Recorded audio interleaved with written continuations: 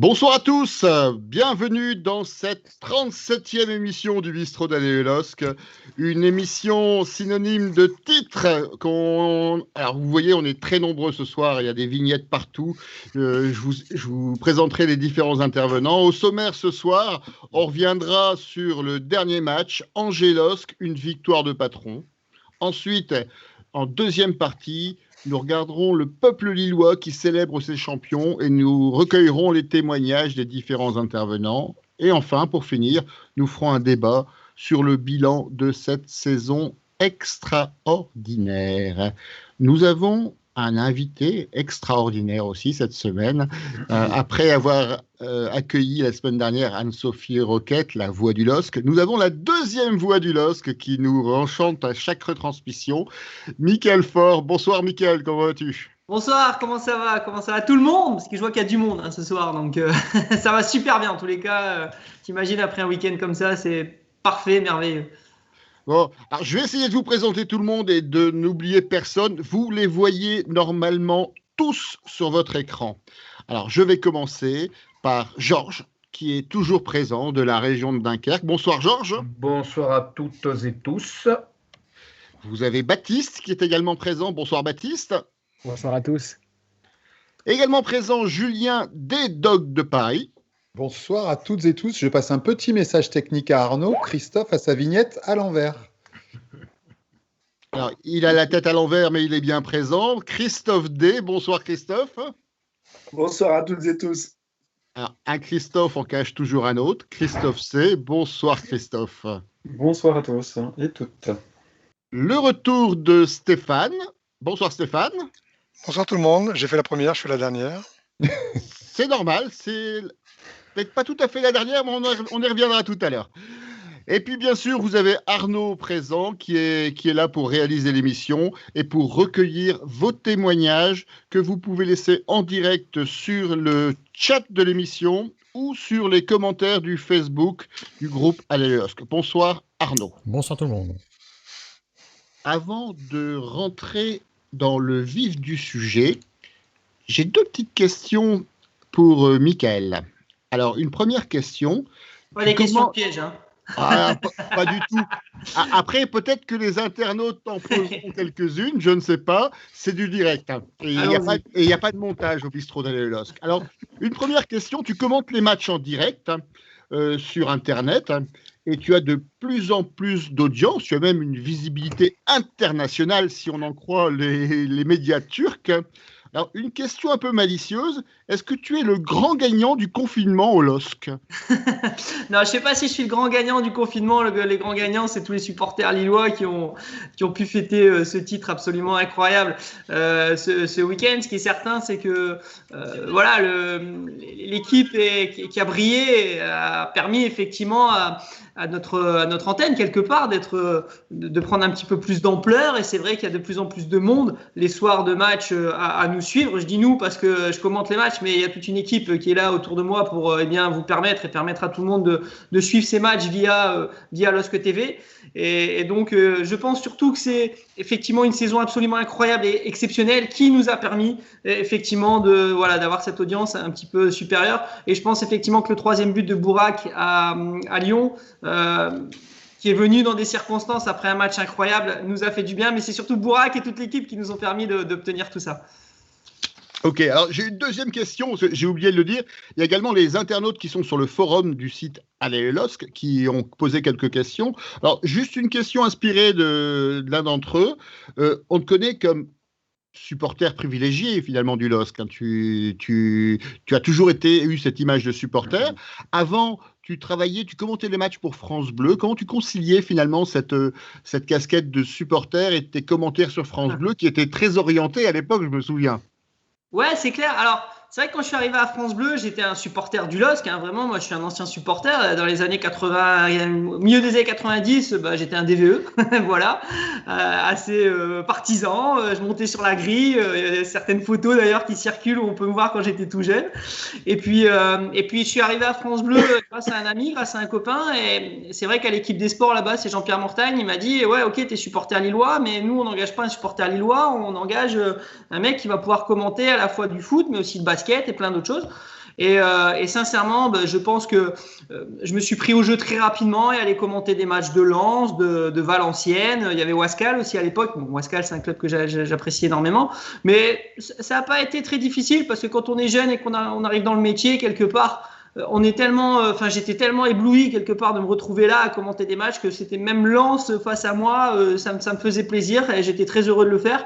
Et puis très sincèrement, ça peut peut-être paraître un peu surprenant, mais à force de côtoyer les joueurs, le staff un petit peu, des clubs entre guillemets un peu adverses et ennemis, on s'aperçoit que ce sont des personnes comme vous et moi. Et il y a beaucoup de personnes très très sympathiques aussi dans ces clubs-là, et ça aide quelque part finalement à aussi commenter un petit peu les matchs des autres équipes. Et puis évidemment, quand c'est le LOSC, quelque part France Bleu me laissait aller. J'avais juste à pas faire de bêtises et à pas rentrer dans des trucs un peu trop extrêmes. Ce qui m'est arrivé une fois d'ailleurs à Marseille où j'avais un peu dérivé sur un but. Je sais pas si vous vous rappelez un match à Marseille où il y a une main de Coquet, je me rappelle, le joueur de Marseille, et on perd 1-0 ou 2-0 là-bas alors qu'on faisait un super match.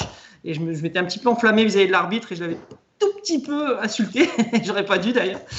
Mais à part ça, voilà, on me demandait juste de faire ce que je suis et crier quand il y a un but de Lille. Donc non, c'était une super expérience d'être à France Bleu pendant toutes ces années. Il paraît qu'on a toujours du mal à se maîtriser après un excès de coquet. Mais bon, c'est... Je vous propose de passer à la première partie de cette émission. Angers LOSC, une victoire de patron. Alors avant, je vais faire un rapide tour de table. Comment vous avez vécu l'avant-match? Alors je ne parle pas des manifestations de supporters, on y viendra après, mais comment vous avez vécu cette semaine extrêmement stressante avant un match capital comme Angers LOSC? Alors qui veut commencer? Alors allez, au hasard, Julien, on va t'écouter. C'est horrible, horrible. Une semaine d'une longueur sans nom et une journée d'une longueur sans nom. J'en suis venu aller chercher dans l'après-midi dimanche, aller en Belgique chercher des torches, des feux de Bengale. Je comptais même pas les utiliser. D'ailleurs, je les ai même pas sortis finalement parce que je vous expliquerai après, ça s'est pas prêté. Mais parce que j'en pouvais plus, parce que je savais plus quoi faire. J'ai attaqué l'apéro à 17h30. Enfin, c'était insupportable, intenable. 17h30 le jour du match ou la veille? Le jour du match. Et non, ça a été vraiment le jour le plus long. D'ailleurs, j'ai mis une petite musique du jour le plus long le matin parce que déjà le matin c'était insoutenable. J'avais eu du mal à dormir et c'était très compliqué. Baptiste, dans quel état tu as vécu cette semaine? Cette semaine, elle fut beaucoup trop longue. Je me rappelle de dimanche où je faisais tout à la maison, vraiment le ménage, le repassage. Je suis parti au foot, j'ai fait des tours en vélo, mais je pouvais plus tenir, c'était insoutenable. Et à partir de 17h, on était là et on regardait son horloge et on pensait que 10 minutes, ça on n'en faisait qu'une. Enfin, c'était vraiment insoutenable, c'était vraiment trop long. Georges, c'était trop long? Étrangement, je l'ai plutôt bien vécu parce que j'avais le pressentiment, je m'étais dit, je revoyais, je faisais un peu le bilan des deux équipes qui pouvaient encore jouer le titre et je me dis d'un côté, il y aurait vraiment un champion tellement dégueulasse que forcément, je sais pas, avec quelque chose de l'instinct et puis il y a une espèce de retour de flamme, une demi-heure avant le match où on ne sait jamais et si ça se passait pas comme prévu. Et là, je me suis dit, ça a été une abysse tellement profonde que j'ai pas osé regarder. Donc, ça a été jusqu'à la demi-heure qui précède le match, quoi. Mais j'ai quand même aussi commencé l'apéro à 17h30. Hein. Ouais. Christophe, à quelle heure tu as commencé l'apéro? Juste avant le match. Par contre, un peu comme Georges, j'ai eu une inquiétude, c'est quand le diffuseur a montré des images à Brest avec le temps exécrable. Et je crois qu'on était tous un peu d'accord là-dessus. On avait tous eu peur un peu du report de match à Brest. Et voilà, c'est le stress qui est monté à ce moment-là. À ce moment-là, ouais, c'est monté un petit peu. Mais la journée, c'était assez tranquille finalement. Ouais, j'étais un peu confiant comme Georges. Ouais, j'ai plutôt bien vécu et ça a enfilé après derrière. Donc voilà, ouais, plutôt bien. Stéphane, devine quelle question je vais te poser. À quelle heure j'ai pris l'apéro? Par exemple. Ouais, moi, assez calmement quand même la journée, même si le stress a commencé à monter, comme tout le monde, on avait hâte que ça parte, mais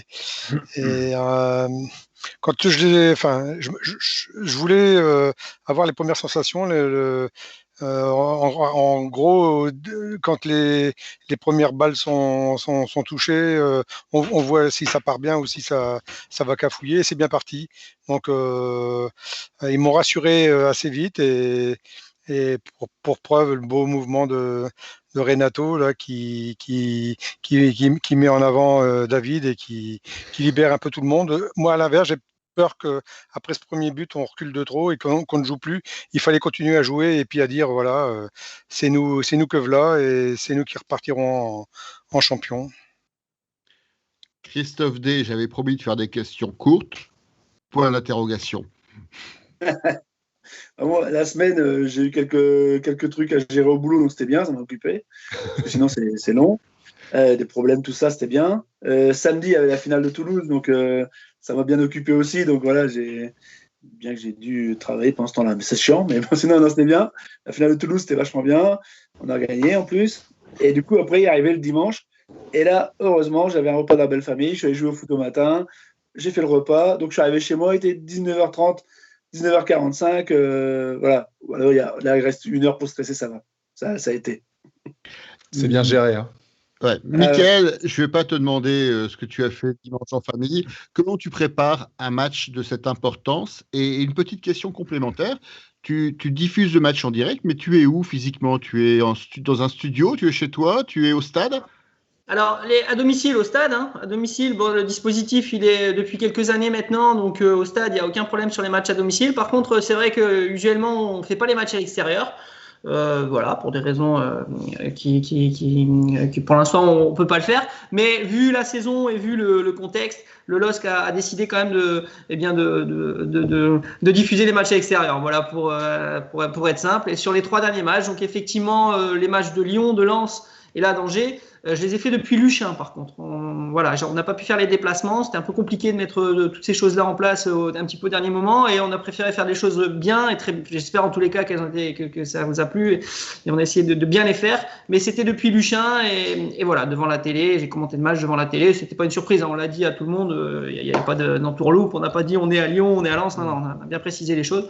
Voilà, afin qu'on puisse quand même vous faire part de ces dernières rencontres. Et non, comment je prépare un match comme ça? Très sincèrement, très simplement, je pense avoir suffisamment de connaissances de l'équipe lilloise pour maîtriser pas mal de choses sur le club et sur tout ce qui se passe autour du club.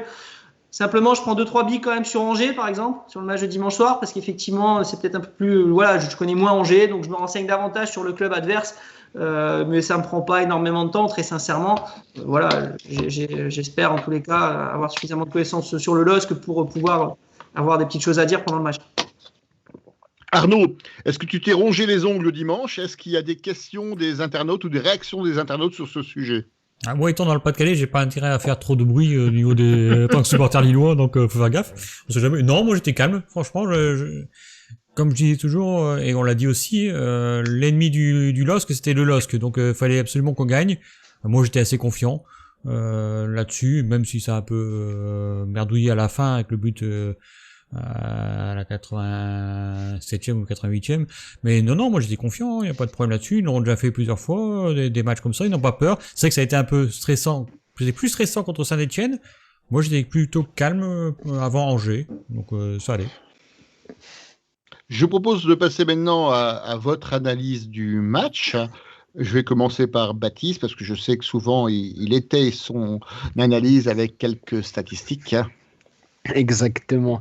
Moi déjà le match je l'ai bien vécu puisque je l'avais dit la semaine dernière, il fallait marquer dans les 20 premières minutes, ce qui a été fait par Jonathan David à la 10e.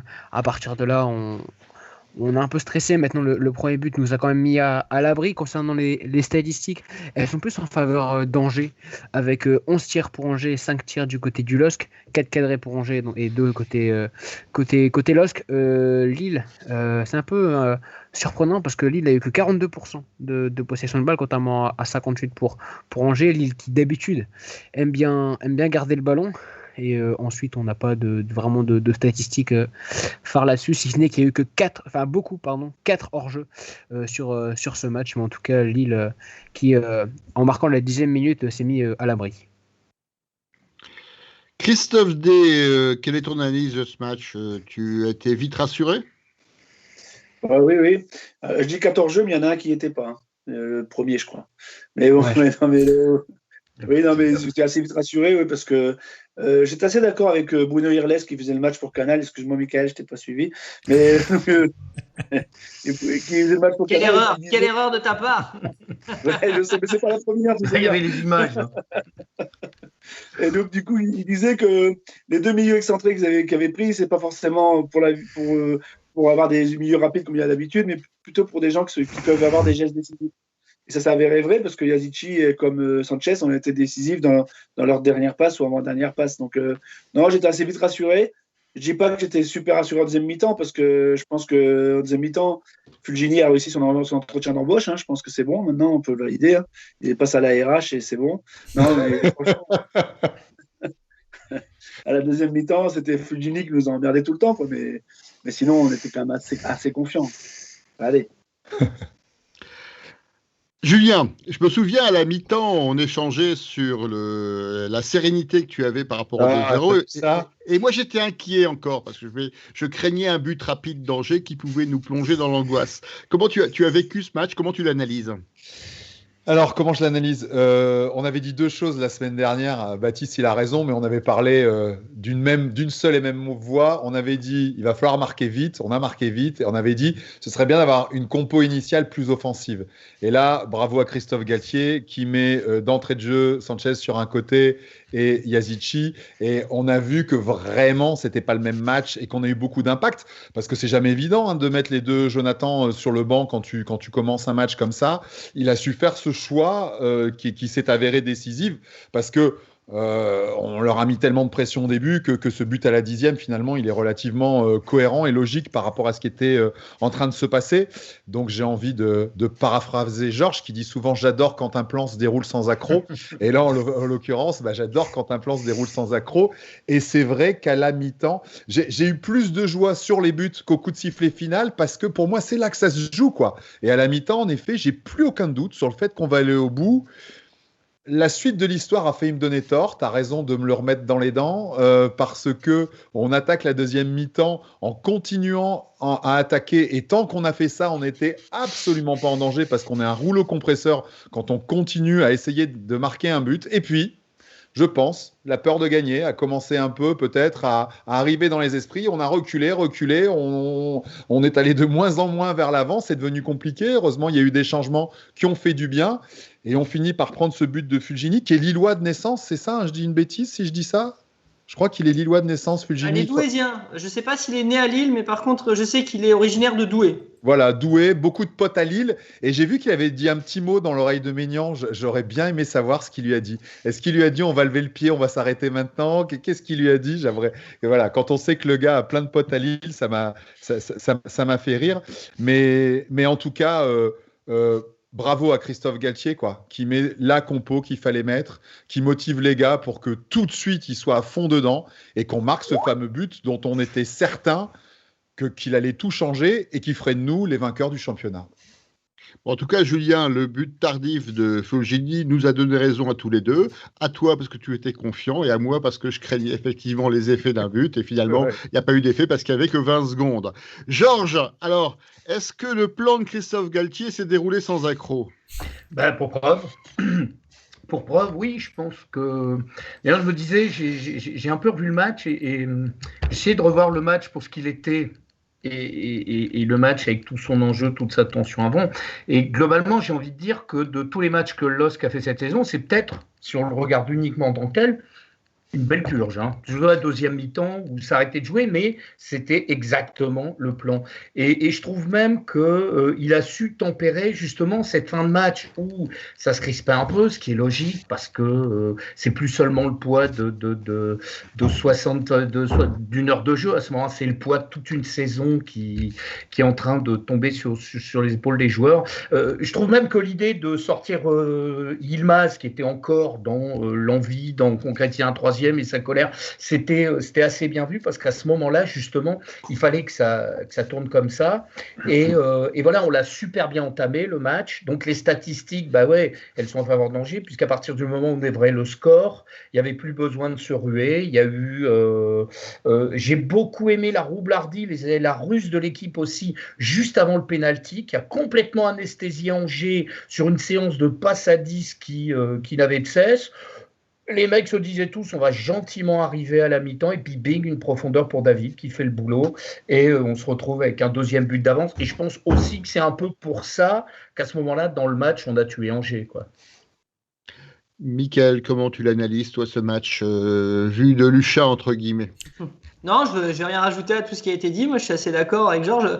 Je suis de nature, moi, à toujours penser que tant que le coup de sifflet final est pas donné, ou tant que mathématiquement les choses sont pas faites au classement, voilà, il faut tout le temps rester méfiant. Et c'est d'ailleurs ce que j'ai dit tout le long de la soirée pendant le match. Attention, voilà, Angers toujours. Mais à côté de ça, je dois reconnaître que j'ai quand même été assez confiant durant même l'avant-match et même pendant le match. Je trouve que le LOSC a fait vraiment un bon début de match.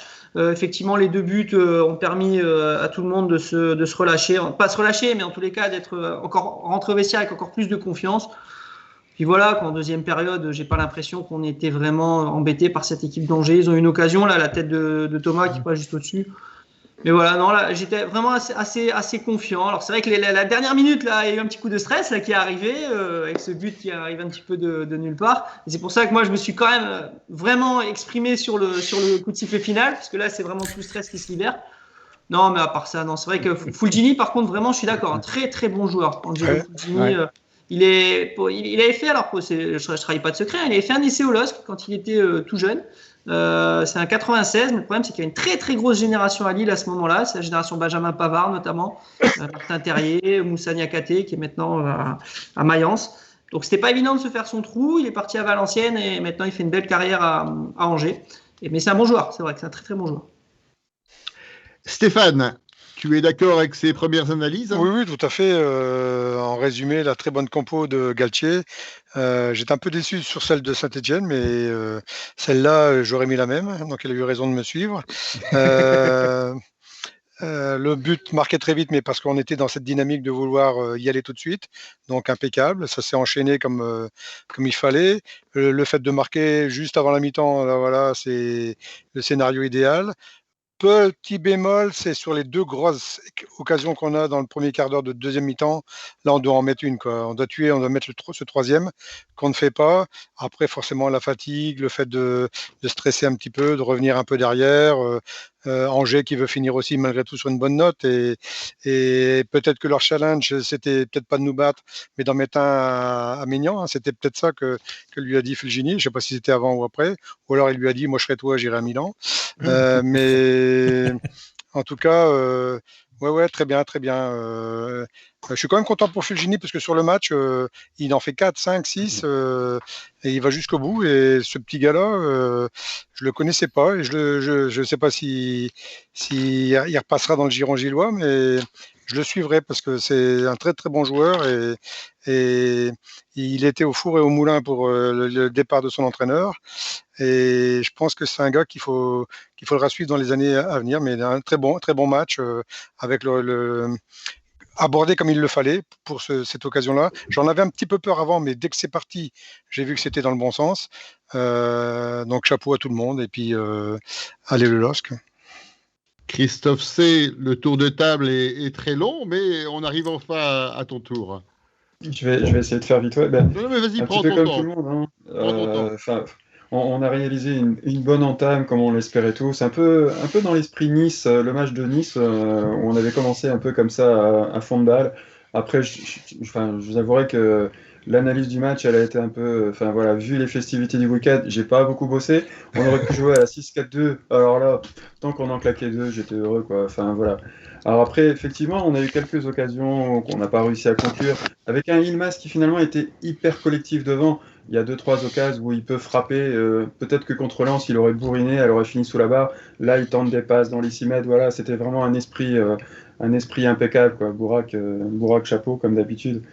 Donc voilà, après, effectivement, la Fulgini a été élu joueur de la saison à Angers il y a 8-10 jours, je crois. Donc vraiment, c'est pas simplement le match de ce week-end. C'est vraiment une saison complète et dans un effectif qui n'a pas toujours été à la hauteur cette année. C'est à souligner quand même. De se mettre en évidence comme ça, quand on voit les tarifs qui sortent en ce moment pour des milieux de terrain rennais, enfin voilà, qu'est-ce qu'il faut, Fulgini, sur une saison? On ne sait pas. Enfin voilà, moi j'ai bien aimé ce match-là, et puis c'est vrai qu'ils ont joué dans un état d'esprit quand même Bah, il n'y avait pas, je pense, que simplement finir pour leur entraîneur. Ils ont vraiment mis ce qu'il fallait pour un dernier match de la saison.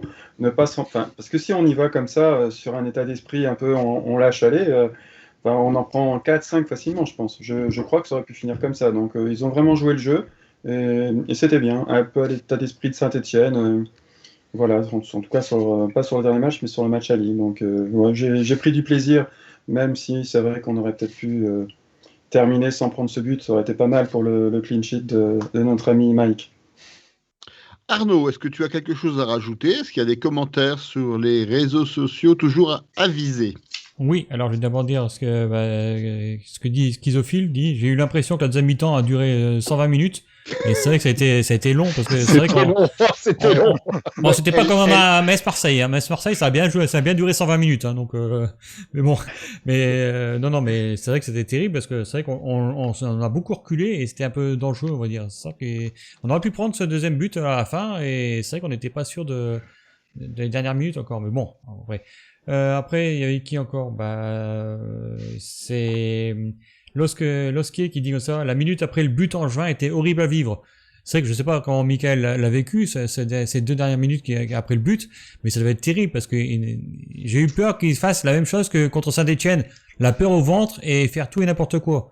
Donc, Moi, j'ai plutôt eu peur. J'ai tout de suite pensé à Guingamp, il y a 3 ans. Ah oui. Sochaux, Parce que c'est exactement le même scénario. Hein. On prend le but à la 91e et je dis, oulala, qu'est-ce qui se passe là? Qu'est-ce qui nous tombe sur la tête? Voilà. Et bon, non, mais ça a été. Ouais, on a quand même assez vite senti que les Angevins, ils avaient peut-être pas forcément envie de se mettre vers l'avant. Puis il y avait que 2 minutes de temps additionnel, donc quelque part, ça permet de se rassurer. C'est sûr que s'il y avait eu 5 ou 6 minutes, je pense qu'ici, on aurait tous peut-être une attaque ou j'en sais rien, mais ça aurait été compliqué ces minutes-là.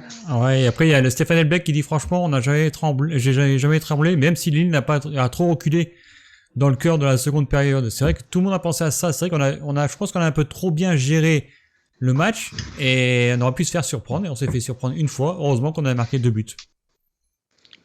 Ok, je vous propose de terminer cette analyse du match en faisant le tour des flops et des tops, une rubrique habituelle.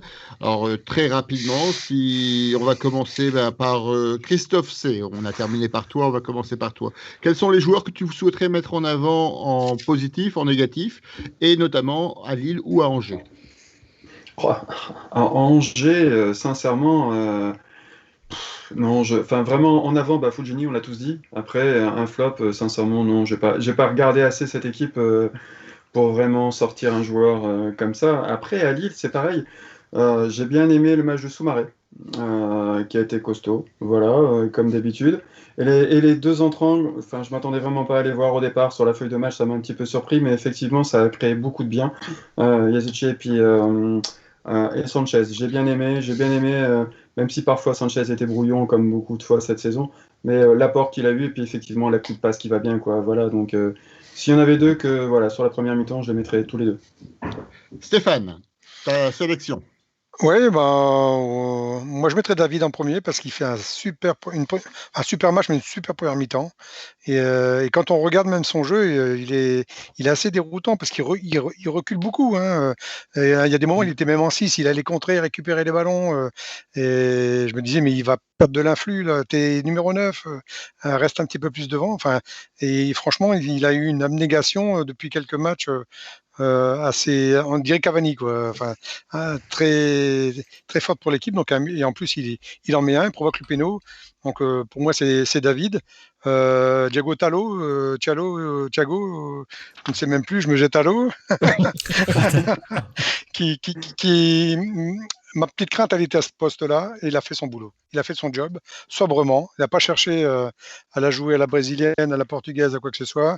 Il a balancé, enfin, il était sur l'homme, il a fermé la porte, et chapeau pour lui, parce que là, il a respecté les consignes. Puis en 3, je dirais l'équipe, parce que il fallait que le bloc soit là, à l'unisson, derrière le staff et les consignes de préparation du match, et ils l'ont fait.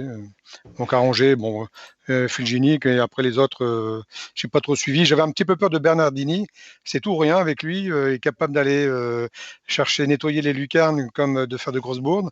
Mais bon, on l'a pas trop vu, donc tant mieux, ça m'allait bien. Christophe D. Même exercice, ta sélection. À Angers, Fulgini. En flop, à Angers, Thomas. Il nous avait fait mal au match aller et là, au match retour, il est impliqué sur les 2 buts.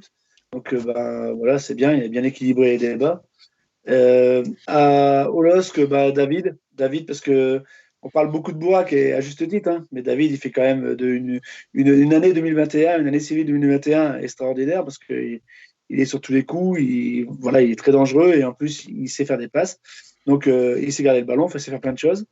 Au milieu de terrain, Soumaré et Sanchez. Alors, Sanchez, avec ses qualités, ses défauts, c'est-à-dire qu'il est milieu droit, mais il peut très bien jouer arrière gauche. Mais il peut être dangereux aussi et il déclenche l'attaque et qui déclenche tout. Et puis après, toujours Maignan, parce qu'il y a aussi la frappe de Fulgini, hein, qui est une frappe avec un rebond à la con, là, qui prend façon volleyeur, qui est loin d'être évidente à arrêter, quoi. Maignan, il a été déterminant dans le titre. J'ai cru que tu allais nous citer toute l'équipe du LOSC. Ah ouais, Renito, j'aime beaucoup aussi, mais bon. Mickaël, est-ce que tu as des joueurs que tu souhaiterais mettre en avant sur ce match? Vraiment pas. Non, vraiment. Moi, je souhaite mettre tout le monde en avant. Voilà, sur des matchs comme ça, il y a personne en ce qui me concerne à mettre en avant. C'est des matchs à la vie à la mort quelque part et on les gagne ensemble, on les perd ensemble. N'importe qui, même qui est entré sur le terrain, je trouve qu'ils ont fait une bonne entrée aussi. Les Cheka et Arojo et Bamba qui sont rentrés un petit peu plus tôt. Ensuite, il n'a pas joué beaucoup, Bradaric non plus, mais non, c'est une équipe vraiment, il fallait aller le gagner, ce match, c'était pas facile et tout le monde a mis sa pierre à l'édifice, donc bravo à tous. Donc, Mickaël privilégie le collectif. Julien, est-ce que toi, tu restes sur le collectif ou tu veux quand même mettre en avant quelques individualités? La même. Je suis blasé que Mickaël soit passé avant moi. Je voulais dire exactement ça. Donc, mon effet est complètement raté. Je voulais dire que je refusais de sortir des individualités à ce stade de la compétition et il me crame complètement mon effet. Pardon, désolé. On n'en mettra plus, Mickaël, c'est la dernière fois. J'ai bien fait de ne pas interroger Mickaël en premier. Il m'aurait pourri ma rubrique. Mais bon. Donc, je donne un nom. C'est José Fonté qui a piloté sa défense de la tribune pendant tout le match. Il a hurlé sur Botman et Diallo pendant tout le match. Il les a replacés, il les a supportés, il les a aidés. Et je pense que si ce jeune Diallo a fait ce si bon match, parce qu'il fait vraiment un très bon match, il joue quand même pas souvent, c'est pas évident ce qu'on lui demande. Hein. Je pense que c'est grâce à Fonté. Donc merci à lui. Et en 2, Christophe Galtier. Et en 3, Christophe Galtier. Et en 4, Christophe Galtier. Baptiste, est-ce que toi, tu as des joueurs que tu voudrais mettre en avant? Moi, je vais remercier Julien aussi parce que je voulais dire Christophe Galtier. Il me pourrit aussi. Merci. Non, mais sérieusement, Christophe Galtier, je pense que vraiment l'équipe qui nous sort, certains l'ont critiqué avec Renato Sanchez à gauche et Gilles, on comprenait pas beaucoup. Et pour moi, cette compo, c'était la bonne compo. Mettre un but dans les 20 premières minutes, c'était vraiment le but. Donc pour moi, c'est clairement Christophe Galtier qui a fait d'une équipe cette saison une force et une famille surtout, ce qui nous rend champion. Donc je vais dire Christophe Galtier pour ce match et pour l'ensemble de la saison. Bon, la saison prochaine, lorsqu'on fera la rubrique les tops et les flops, vous parlerez tous en chorale. Ce sera beaucoup plus simple. Il n'y aura pas de problématique de copiage. Georges, ta sélection de joueurs que tu souhaiterais mettre en avant? Alors, côté Angers, j'étais tellement concentré que je n'ai même pas remarqué qu'il y avait des Angevins sur le terrain, quoi. Par contre, côté Lillois, pareil, il y a un vrai collectif. Je voudrais revenir quand même le pénalty provoqué par David, parce qu'on ne le mesure pas assez quand même dans la position de départ où il est, avec le défenseur central Angevin en écran.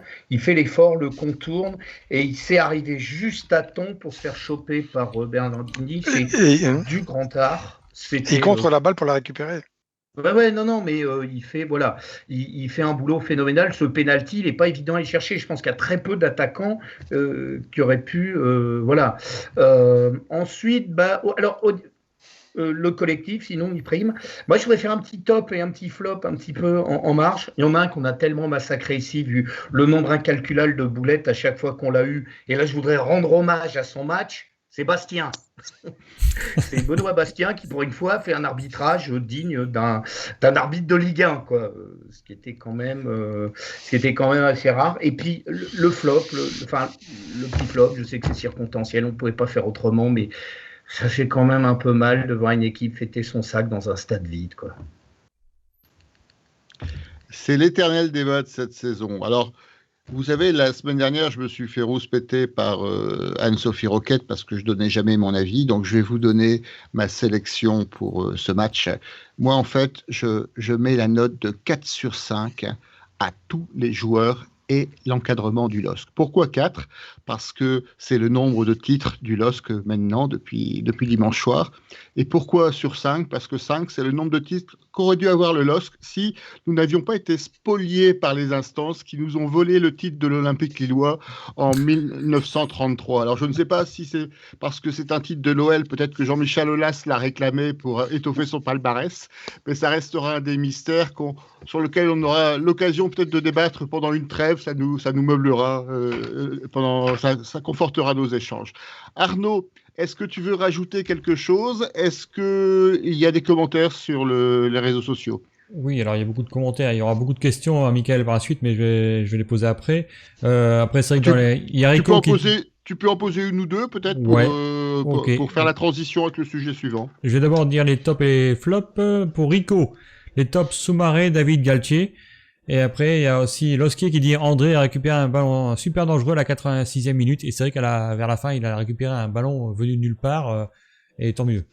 Après, au niveau des questions, je vais faire ça comme ça. Après, moi, j'ai simplement une question. Enfin, les tops et les flops, c'est vrai qu'on peut... C'est comme Mickaël, on peut mettre que tout le monde. Ça a été un groupe toute l'année. Et il n'y a pas quelqu'un qui peut sortir du lot ou qui peut être, même si on a cassé du sucre sur Bradaric au début. Mais ça a été un groupe total sur toute l'année. Et j'espère qu'on va revivre ça bientôt. Bon, on sera plus avec Christophe Galtier, peut-être Thierry Olesiac, on sait jamais. Il va peut-être rester, mais bon, c'est quand même des émotions énormes. Et c'est dommage surtout qu'il n'y ait pas eu de public. Mais bon, ça a été, je pense qu'on aurait battu le record d'affluence de cette année si on avait eu le public. Je pense que là, en plus avec la communauté turque qui suit le LOSC comme jamais, et là moi je peux le voir parce que je vois les statistiques qu'il y a sur le site et sur les différents réseaux sociaux, mais il faut voir le nombre de Turcs qui nous suivent, c'est incroyable. Mais je pense que pour l'année prochaine, en Ligue des Champions, si on a encore nos Turcs, ça va être quelque chose. Sinon, question, c'est de KH qui dit, question pour Mickaël, est-il envisagé de commenter les matchs à l'extérieur comme lors de la saison, enfin cette saison, en fin de compte c'était pas à l'extérieur, mais est-ce que c'est l'année prochaine, il est envisagé de généraliser les commentaires à l'extérieur, si voilà, exactement. Alors, je ne vais pas trahir de secret. C'est pour l'instant, on a tenté des choses sur les 3 derniers matchs. Le LOSC a tenté des choses. Maintenant, on va faire le bilan un petit peu de tout ça avec les collègues. Et puis, on va voir ce qui est possible de faire ou pas. On aimerait le faire, évidemment. Moi, le premier, mais toute l'équipe qui est là aimerait le faire. Mais voilà, il y a diverses considérations qu'on doit encore prendre en compte. Donc, pour l'instant, on verra bien. voilà. En tout cas, c'était pas mal parce que c'est vrai que après c'est pas seulement parce que tu passes sur les chaînes turques à tout vent tous les week-ends, mais c'est incroyable parce que c'est vrai que moi, c'est vrai que j'avoue que je regarde pas ta vidéo directement, mais après je regarde. Mais c'est affolant, c'est dingue, tu nous donnes des frissons comme jamais, et c'est remarquable un truc pareil. Je sais pas si d'autres clubs le fait réellement, mais d'autres clubs le font, mais tu fais ce que je faisais quand j'étais plus jeune. Alors, c'était pas des images internet, moi, c'était les résumés radio à l'époque, c'était Fréquence Nord ou La Voix de l'Info ou RVN. Où, après chaque multiplex, ils remettaient en fin d'émission les buts. Ouais. Les petits morceaux de but, je sais pas si certains d'entre vous l'ont vécu, mais moi c'était mon moment préféré quelque part du multiplex à la fin, et surtout quand le LOSC avait gagné, où des fois même je les enregistrais, et c'est vrai que c'était génial. Alors si aujourd'hui certains ou certaines disent que ils ou elles font la même chose avec mes commentaires, j'avoue que ça me fait énormément plaisir et ça me touche parce que je me revois quelques années plus jeune. Et c'est vrai que moi je faisais ça aussi, je les enregistrais, et je me rappelle qu'à l'époque on échangeait parce que quelquefois Fréquence Nord les conservait pas, et moi je conservais tout, et tu m'avais demandé plusieurs fois les buts et je renvoyais derrière, donc c'était à l'époque, c'était la bonne époque ça. Ah, c'était la très bonne époque de la radio, c'était génial. Moi, je ratais aucun match du LOSC, même des matchs de 32e de Coupe de France ou n'importe quoi. J'étais derrière ma radio et pour écouter n'importe quel match du LOSC, c'était Bernard Lernoux et autres qui, un nom qui parle à beaucoup de monde ici. Et voilà, Bernard Larnoux, Pierre-Yves Grenu aussi, ça c'était RVN aussi. Et puis après, il y avait à l'époque Fabrice Poivlot sur Fréquence Nord aussi. Hein. Ouais, alors, je vais vous interrompre parce que le temps passe. Alors, pour information, France Bleu continue en fait cet exercice. En fin d'émission, il repasse les buts, enfin les extraits des buts en direct. Alors, je vous propose de passer, après cette petite précision, sur la deuxième partie de l'émission. Donc, le peuple lillois célèbre ses champions, témoignage. Je vous propose de faire un seul tour de table avec finalement comment vous avez vécu ces célébrations. Où êtes-vous allé? Comment ça s'est passé? Qu'est-ce que vous avez à raconter, à témoigner sur ce sujet? Alors, je vous propose, on va commencer par toi, Michael, justement. Comment tu l'as vécu? Est-ce que c'est... Je te vois faire la moue. Mais parce que je suis encore la tête là-dedans, moi. Et c'est vrai qu'aujourd'hui, ces deux jours ont passé. Et j'avoue être déjà un petit peu nostalgique de ces 2 jours-là et de tous ces moments, parce que malheureusement, le plus gros est passé déjà. Et voilà, après le match, je me suis dirigé, je pense comme beaucoup d'entre nous, sur la Grand Place, voilà, où j'ai eu l'occasion de rencontrer des tas de personnes et à faire la fête avec tous les gens sur la Grand Place. Puis après, à 5h30 du matin, à l'Équin pour accueillir les joueurs, avec aussi d'autres personnes, des collègues, et j'ai même rencontré des anciens amis, avec qui j'allais dans les DVE, pareil, quand j'étais plus jeune. Et puis lundi, j'ai eu l'occasion d'assister à la remise du trophée à Luchin. C'était un grand moment, très émouvant. Un moment où le trophée est brandi par notre capitaine. C'est un moment absolument unique et incroyable. Et j'avais beaucoup d'émotions à ce moment-là. Et puis la parade, voilà, comme tout le monde, avec le peuple, très sincèrement, c'était un moment magique. Je pense qu'il y avait plus de monde là qu'en 2011, il y a 10 ans. Je suis pas certain de ce que je dis, mais c'est une impression que j'ai et qui est partagée, je pense, par beaucoup de monde. Je pense que le fait qu'il n'y ait pas personne dans le stade tout au long de la saison, les gens avaient vraiment envie de rencontrer leur équipe et c'était un moyen unique. Alors qu'il y a 10 ans, il y avait eu la finale de la Coupe de France où on avait pu faire la fête. Il y a eu le Lille-Sochaux entre les 2 matchs où on était quasiment champion. Il y a eu aussi le match au Parc des Princes où on a fait la fête aussi. Donc voilà, il y a eu beaucoup l'occasion de faire la fête. Donc il y avait peut-être un tout petit peu moins de monde il y a 10 ans sur l'esplanade. Là, voilà, c'était le moment où tout le monde s'est réuni hier. C'était incroyable. Nombre d'enfants d'ailleurs, de jeunes adolescents, 14, 15, 16 ans qui étaient là avec le maillot du LOSC. Moi, je me rappelle quand j'étais jeune joueur à Wascal à l'époque, à 14 ans ou 15 ans, j'étais le seul dans l'équipe à avoir le maillot du LOSC. Il n'y avait personne d'autre que moi. Tout le monde était supporter de Lens, de Paris, de tout le monde. J'étais le seul. J'avais pas honte, mais presque un peu. Et là, le LOSC est arrivé dans les cœurs de beaucoup, beaucoup de monde et beaucoup, beaucoup de jeunes. Donc c'était génial. Franchement, c'était génial. Non, je vois en tout cas, Mickaël, que tu as fait le grand chelem sur les célébrations et je t'en félicite.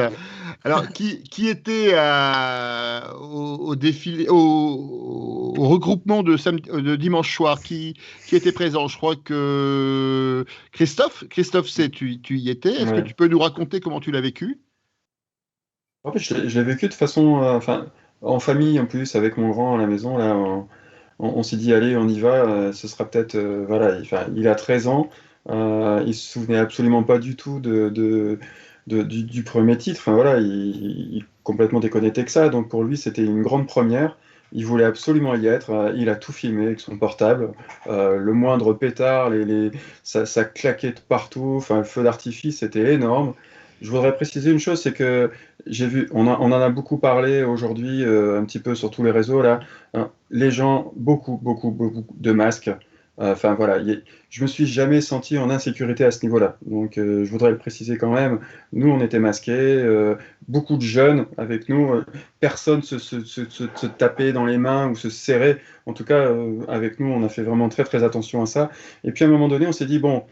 Ici c'est bien, mais il faut qu'on aille à l'aéroport. Donc on est parti à l'aéroport. Bon, ça a été long. On nous a trimballé du rond-point Tarmac là à l'aérogare. On a essayé de naviguer comme ça. Et puis malheureusement, j'ai reçu un petit message, je ne sais plus de qui, d'Arnaud ou peut-être de Baptiste, qui nous a annoncé le retard. Donc là, il était 3 heures et des poussières, donc on s'est dit bon là, il faut être sérieux. On va rentrer tranquillement à la maison pour être frais le lendemain. Et puis le lendemain, c'est pareil, on a récupéré un neveu qui vient de Compiègne exprès pour ça. Donc il a fait la route, il a demandé à son père on le met dans la voiture, on y va. Il a passé une journée extraordinaire. Comme vous, à Luchin, on a été bien rincés. mais ça n'a pas calmé du tout les choses, hein. C'était extraordinaire, extraordinaire. Je sais pas combien de fois j'ai fait le boulevard de la Liberté en attendant que ça parte. Enfin voilà, on avait les infos en direct, ils sont partis, ils montent dans le bus, machin. C'était une journée incroyable. Et puis voilà, le soir rincé. Je pense qu'à 8h30, j'étais couché. Enfin voilà, c'était. Et aujourd'hui, pas frais, hein. J'avoue que j'ai pas été très, très, très efficace aujourd'hui. Mais un grand moment, et puis partagé en famille, comme le match. Enfin voilà, on n'a pas pu emmener le chien, c'était trop risqué avec son maillot. On l'aurait perdu, hein. N'est-ce pas, Georges? T'as fait ça aussi, je crois. Donc voilà, un grand moment de festivité, et je pense qu'on n'est pas prêt de l'oublier. Donc. Et puis il y avait déjà beaucoup de dogs sur le pavé lillois. Stéphane, comment tu as vécu ces célébrations? Moi, pas comme je l'aurais souhaité, mais parce que j'ai le fiston qui est revenu, mais de façon agréable, hein, naturellement. J'ai le fiston qui est revenu du sud, donc il est dans la région de Saint-Tropez là, pour un stage. Et lui, j'ai réussi à le nourrir au bon grain du LOSC depuis des années. Donc, c'était le bon match à la limite pour revoir ensemble. Donc, on a regardé le match à la télé.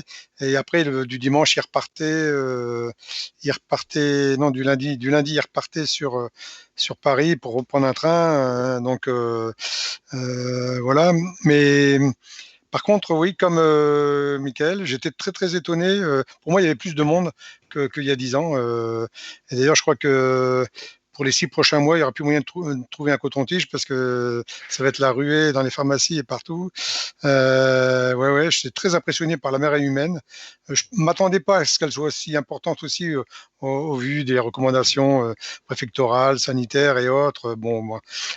Et oui, du fait qu'il n'y avait pas de match, pas de public dans les stades, du fait que c'était peut-être un peu la libération post-confinement, tout le monde s'est un peu lâché, malheureusement, mais bon, c'est comme ça. Et très très étonné du monde, et j'ai un grand bravo à tous ceux qui étaient présents parce que le temps était très moyen, c'est toujours très fastidieux, long, et malgré tout, malgré la joie.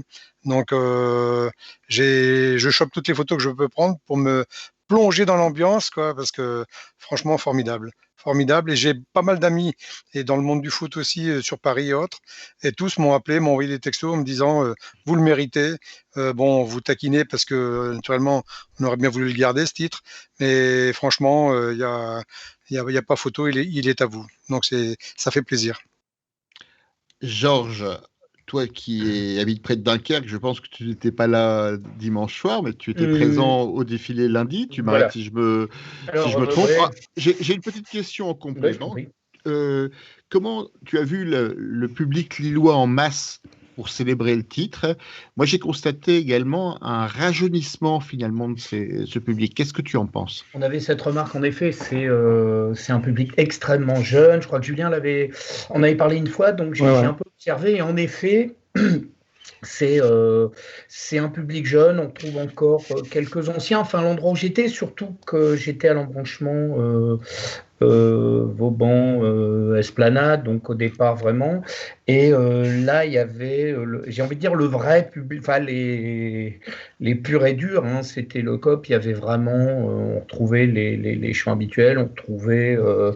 D'abord, je voulais dire, finalement, on se rend compte que venir masquer une manifestation, finalement, les Black Blocs avaient inventé le civisme avant tout le monde. Mais plus sérieusement, donc, nous, dimanche soir, on l'a fêté sur la place de Grandfort, on était 2. Ce qui fondamentalement relativise, là où à 5000 on parle de festivité, à 2 c'est un tapage nocturne. Mais bon, on l'a quand même fêté comme il se doit, quoi. Et puis lundi c'était assez magique. En effet, hein, il y avait le boulevard de la Liberté, c'était jour de braderie, et puis voilà, quand le bus est passé, 2 mètres juste devant moi, il était là juste devant, Bourrac qui tend le Graal. Alors je me dis, un lundi de Pentecôte, ça m'a foutu un coup à mon athéisme profond. Alors, Baptiste, toi qui n'as pas connu apparemment le premier défilé du titre de 2011, comment tu as vécu celui de 2021? Franchement, c'était une journée exceptionnelle à jamais graver dans les mémoires. C'est une communion avec tout, avec les joueurs, avec les supporters. Et franchement, on espère revivre ça un jour parce que vraiment, c'était un jour où, au contraire, danger, les minutes valaient des heures. Là, c'était les heures qui valaient des minutes ou l'inverse. J'en perds mes mots, mais franchement, c'était une journée exceptionnelle et j'en reviens toujours pas d'ailleurs. En tout cas, on a compris l'esprit et puis tu confirmes le rajeunissement effectivement des supporters du LOSC. Julien, toi qui as eu, je crois savoir, la chance d'assister à la remise des prix à Luchin, qu'est-ce que tu retiens de ce week-end de célébration? Alors d'abord, une vraie communion avec ma famille, puisque moi je suis doc de Paris, je vis en région parisienne, donc je suis rentré dans le Nord. C'est aussi pour ça que la journée m'est parue aussi longue, parce que quand c'est comme ça, je suis comme un coq en pâte chez papa et maman. Donc comme j'ai rien à faire, je m'ennuie et c'est très très long. Donc on a regardé ça en famille avec mes frères, avec ses potes, dont un copain parisien. Donc on l'a bien chambré, c'était agréable. Quelques fumis dans le jardin et je suis parti vous faire des images, puisqu'on a diffusé un peu d'images en live. Sur la Grand Place. Et donc là, j'ai constaté, bah oui, cette bringue incroyable, la jeunesse des gens qui étaient là, parce que Grand Place, quand je suis arrivé entre 23h30 et minuit 30, c'était très, très jeune. Et c'était une jolie fête avec des chansons qui partaient à gauche, à droite. J'ai vu François, notre speaker, dans la fontaine. J'ai eu la chance d'assister à ça. Ça m'a fait évidemment beaucoup, beaucoup sourire. J'ai quand même regretté une chose, et ça, c'est, je pense, par manque d'anticipation peut-être de la préfecture qui, au début, avait dit que ça allait être interdit, etc. C'est simplement qu'il n'y ait pas eu un mégaphone sur le théâtre pour que des chants puissent partir et que les 10 000 personnes, parce que c'est la contenance habituelle qu'on donne à la Grand Place, et en sachant qu'il y avait du monde dans les rues, parce que rue Fédère, elle était pleine aussi, donc il y avait bien plus de 10 000 personnes samedi soir, mais qu'au moins les 10 000 personnes Grand Place puissent reprendre des chants à l'unisson. Moi, c'est ce qui m'a manqué un peu. Je me disais, putain, tu mets un capot, là, des DVE sur le théâtre, tu lances des trucs incroyables. Donc ça, c'est ce qui m'a manqué un peu, mais c'était une super soirée. Parce que j'étais avec mon fils de 11 ans, j'ai pas pu aller jusqu'à 4h30 malheureusement à l'aéroport. En revanche, grâce à mes copains Virgile et Fabrice, que je remercie ce soir dans l'émission, j'ai pu me rendre en effet à la remise du trophée à Luchin. Mickaël l'a dit, c'est un moment qui est émouvant, c'est une proximité avec les joueurs qui est forte. Tu vois beaucoup les interactions entre eux, etc. Tu vois à quel point Bourak est un gamin, à quel point son sourire est contagieux, à quel point il est bienveillant avec les autres. Certes, c'est un papa un peu comme José Fonté, mais avec une bienveillance, ce côté chef d'orchestre dans la déconne et tout, proximité avec Bouba que j'imaginais pas, avec les plus jeunes, quoi, avec Timothy Weah aussi. C'était drôle de voir Bourak comme ça. C'était émouvant de voir Galtier faire le tour, applaudir ses joueurs. Enfin, ça a vraiment été un moment très agréable. Et je remercie aussi le club et certainement Olivier Létang. Je pense que c'est sa décision d'avoir fait venir les enfants, parce que dans la symbolique, c'était important que les enfants de l'école de foot soient là. On a vu à la fin, on l'a peut-être pas vu, on l'a pas vu d'ailleurs, je crois à l'image, les deux Jonathan, Ikoné et Bamba prendre le trophée, le faire toucher aux enfants à la fin, etc. Donc ça, c'était un moment très chouette, même si on était très peu nombreux, on devait être 200, 300, mais c'était formidable. Et puis après, il faut quand même que je vous raconte ce coup de chatte énorme que j'ai eu, puisque je rentrais à Paris, donc je suis allé prendre de l'essence à la Madeleine avant de repasser prendre mes affaires chez mes parents, et je suis tombé sur le bus à Impérial du LOSC, et là on s'est regardé avec mon fils de 11 ans, on s'est dit on fait quoi? Et on a décidé d'attendre.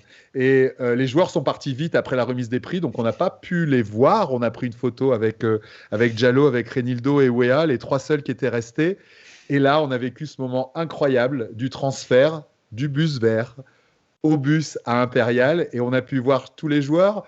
J'ai mon maillot de Bourak là qui est dédicacé parce que j'ai croisé Bourak. J'ai pu prendre une photo avec le Kral, ce qui était quasiment impossible cette année parce qu'on n'a pas pu côtoyer les joueurs.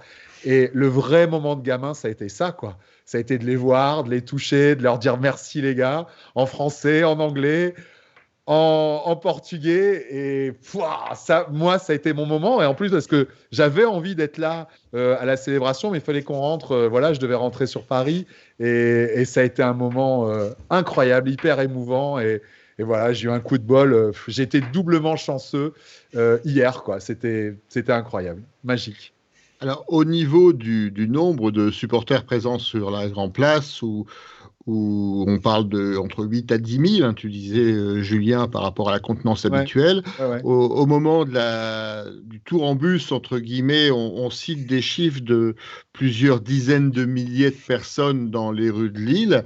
Alors, ça démontre que finalement, cette réunion à la Grand Place, ce défilé dans les rues lilloises, ça démontre que ce week-end, Lille a bien sûr un palmarès, a une grande équipe et a également des supporters en masse.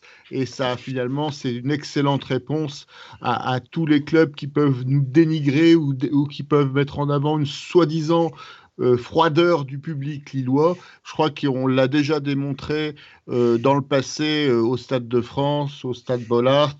On l'a démontré lors du précédent doublé et on l'a redémontré aujourd'hui. Finalement, le public lillois, il existe, il est bel et bien présent et il est remarquable. Tout à fait. Et ce stade de 50 000 qu'on ne remplira jamais. Il est rempli régulièrement. Et on a le troisième nombre d'abonnés en France. C'est quand même bien de le rappeler aussi. Voilà, je ne visais personne en particulier, mais c'était mon clin d'œil de fin de saison.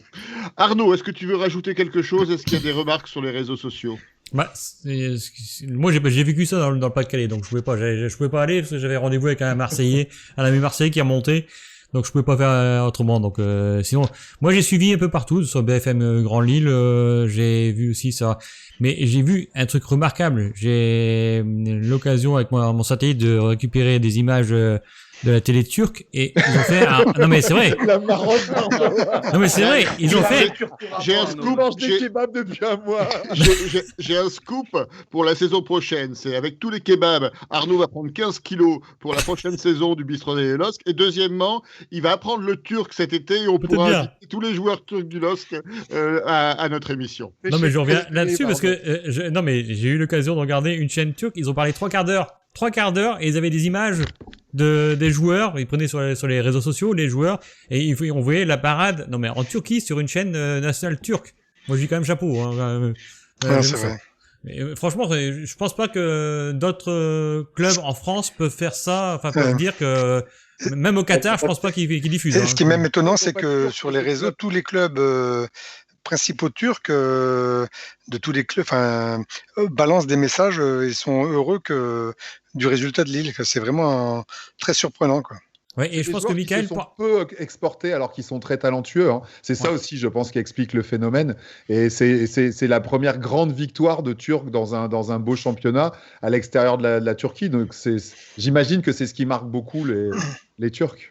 Et je pense que Michael pourra le confirmer, mais au niveau des réseaux sociaux, je pense que ça a explosé au niveau des nombres d'abonnés. Et je pense qu'au niveau turc, il y en a pas mal aussi. Hein, parce que d'après ce que je vois au niveau dans les conférences de presse et autres, il y a plein de messages en turc. Donc, non, c'est sûr que la communauté de supporters turcs du LOSC là a augmenté de très très peu à énormément en l'espace de 3 ans. Et c'est vrai que la réussite de Burak, de Yazici et de Zeki Çelik ont permis ça. Mais non, c'est clair. Moi, j'ai beaucoup d'abonnés là, sur Twitter tout d'un coup qui mais c'est des abonnés turcs. Et puis effectivement, les soirs de match sur le chat, moi, j'ai un relais avec effectivement tous les messages que je reçois des uns et des autres. Et tout d'un coup, là, cette année, il y a beaucoup de messages en turc. D'ailleurs, je m'excuse toujours parce qu'il y en a beaucoup que je peux pas lire parce que je comprends pas ce qui est écrit. Et même si je le lisais littéralement, ça n'aurait aucun sens. Donc, je m'excuse de ne pas pouvoir les lire, mais il y en a énormément, ça c'est clair. Et on a déjà eu un Turc à Lille. Ouais. Qui s'en souvient? Vérel. Il y a un 80, ouais. Engin. Alors, je précise pour nos amis lensois, c'est Vérel, V-E-R-E-L. Ne vous inquiétez pas. On n'a pas eu la coupe mulet. Alors, est-ce qu'il y a d'autres remarques, d'autres réactions sur les réseaux sociaux? Après, il y en a qui ont vécu le match, le retour des joueurs. Je vois qu'il y a Capnoul sur Facebook qui dit qu'il était présent à Angers.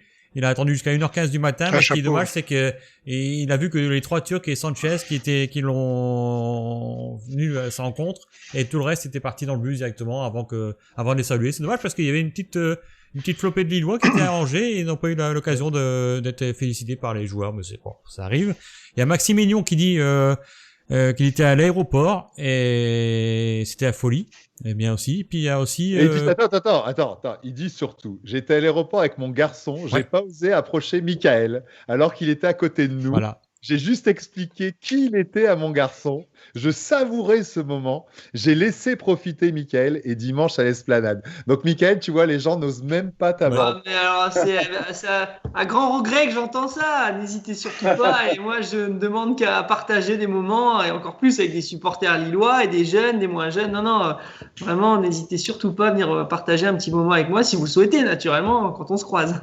Mais message à tous les supporters, vous n'êtes pas obligés d'aborder Michael en parlant turc. Hein, vous pouvez lui parler français, il maîtrise parfaitement la langue.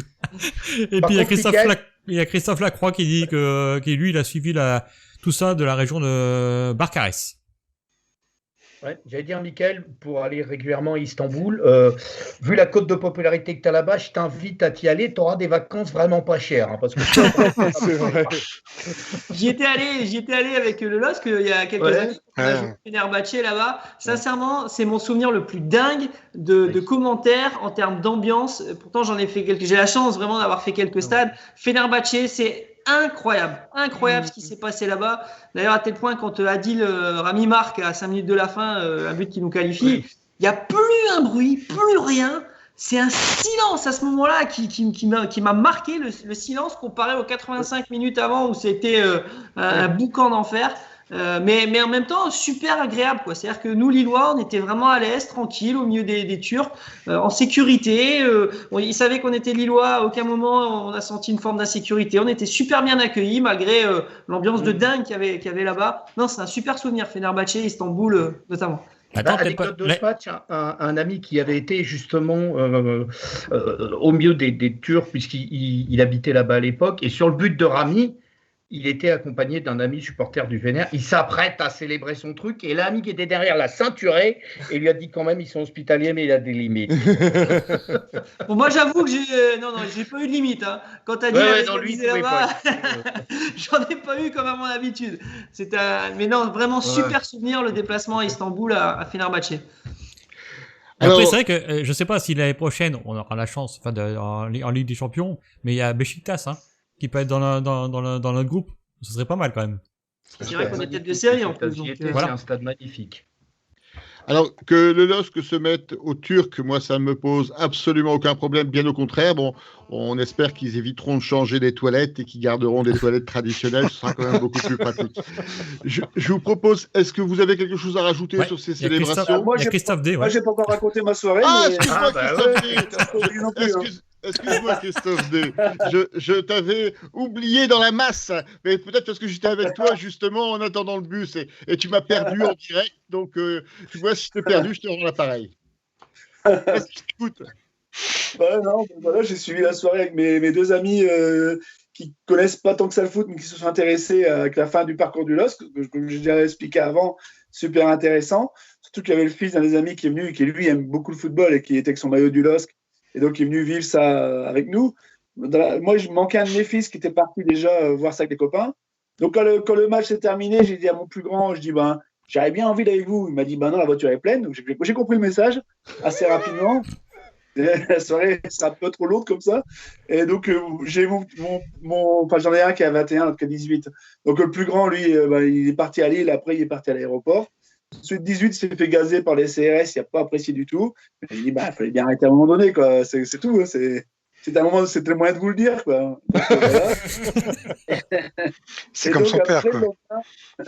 Voilà, et donc moi, je commençais à fatiguer vers 3h30. Je dis, allez, on va se coucher. Et le lendemain, on est descendu avec le reste de la famille, donc ma femme et le dernier, et mon plus jeune. Et donc, on est descendu sur l'île, et puis là, on a fêté ça, on est descendu vers 16h et c'était un moment génial parce que ce qu'on dit aussi, ce qu'il ne faut pas oublier de dire, c'est que ça s'est super bien tenu, quoi.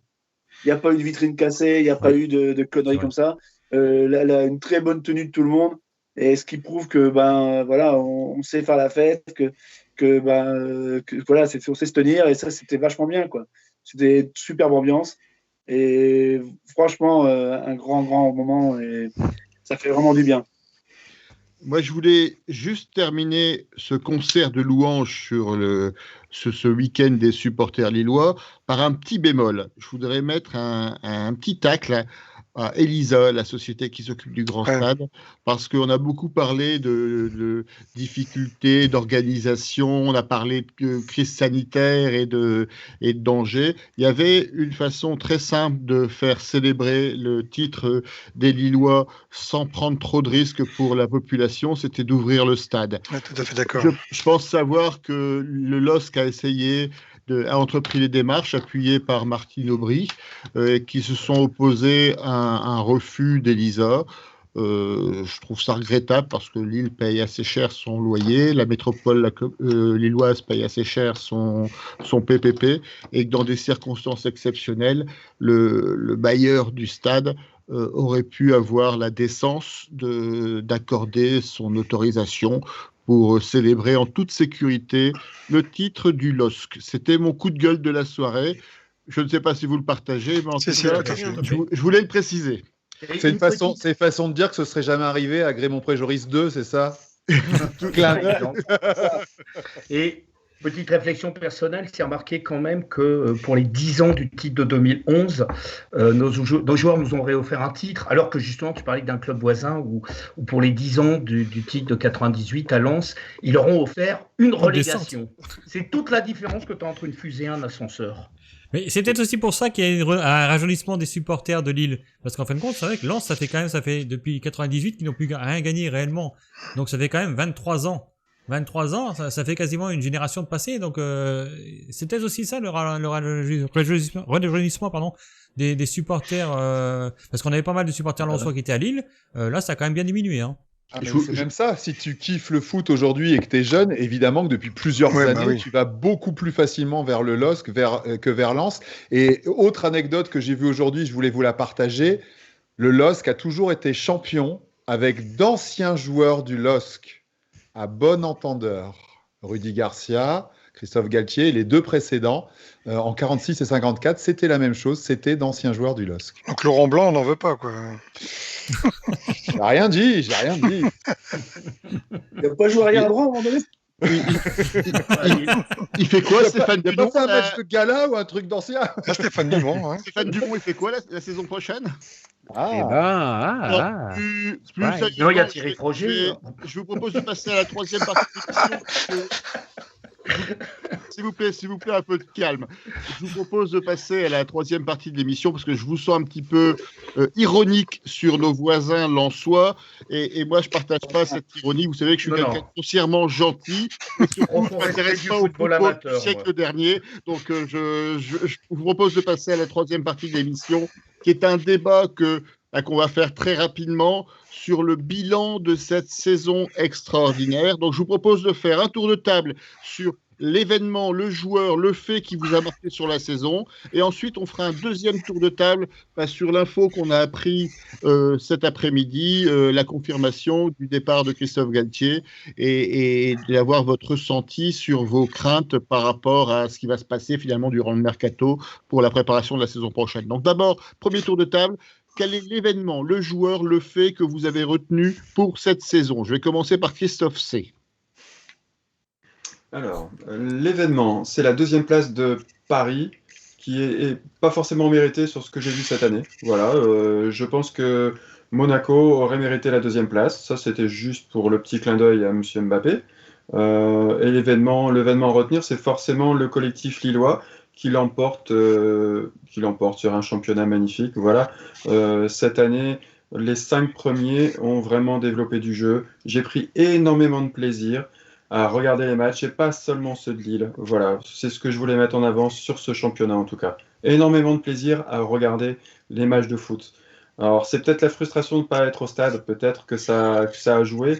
C'est vrai qu'en général, je regarde les matchs à Lille dans le stade, alors peut-être que ça a aidé. Voilà, c'est ce que je voulais mettre en avant. Le plaisir d'avoir vu du beau football cette année. Julien. Alors, moi, ce que je retiens, ça va certainement vous paraître un peu étrange, mais c'est la défaite contre Brest 3-2.